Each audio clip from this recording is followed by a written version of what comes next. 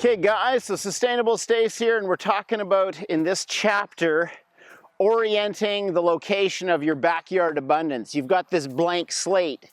Where are you gonna dial it in and make it happen? You know, you gotta get a garden game plan going on. So before you start building beds and bringing in soil and making compost and starting seeds and all the rest of the good stuff that the next chapters are gonna have, we just gotta talk about where are you gonna position your garden beds.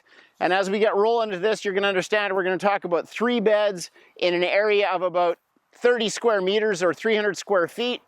And we'll talk about all that very soon. But first, I just want you to spend some time thinking about that space you have at your place, or that friend's place, or that space you're gonna do like pirate gardening at night where no one really knows you're there, and then in the sun it's just gonna soak in and photosynthesize while you're absent.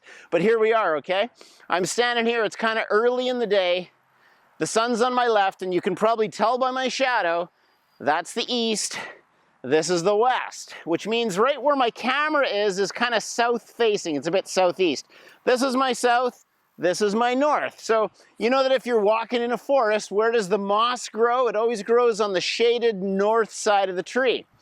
So here's an example of a potential garden bed, and it's running east-west. So the morning sun would hit it right here, and the end of the day sun would be coming in from there. So that's an east-west bed. Think about that.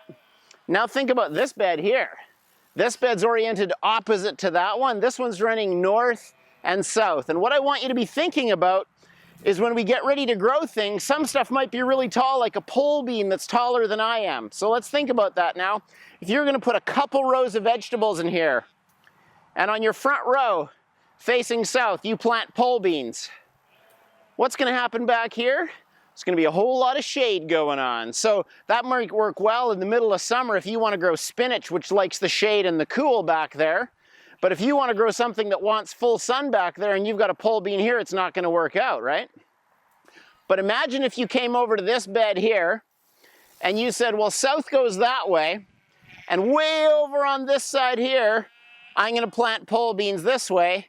And that means the sun's gonna come in on all the stuff in front of the pole beans, and it'll get full sun and the beans will get full sun. That's an option.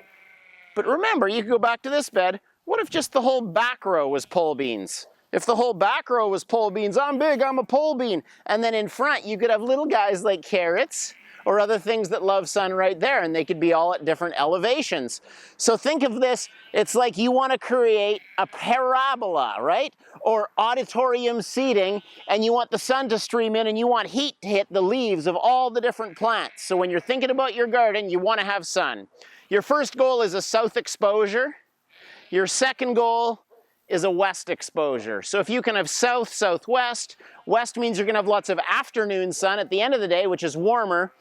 East is going to be pretty chilly, and north, sorry, it's just not going to work out. You don't want to have a north-facing garden, or you're going to be stuck with a few types of cool, loving greens that you can plant and not much else. So think about which direction your beds are going to go, where you're going to want to plant your taller things, and as we get going into other chapters, you're going to see how we orient this garden for sun and for shade, and it'll just keep on coming together. Hopeful, helpful, healthy. Yeah.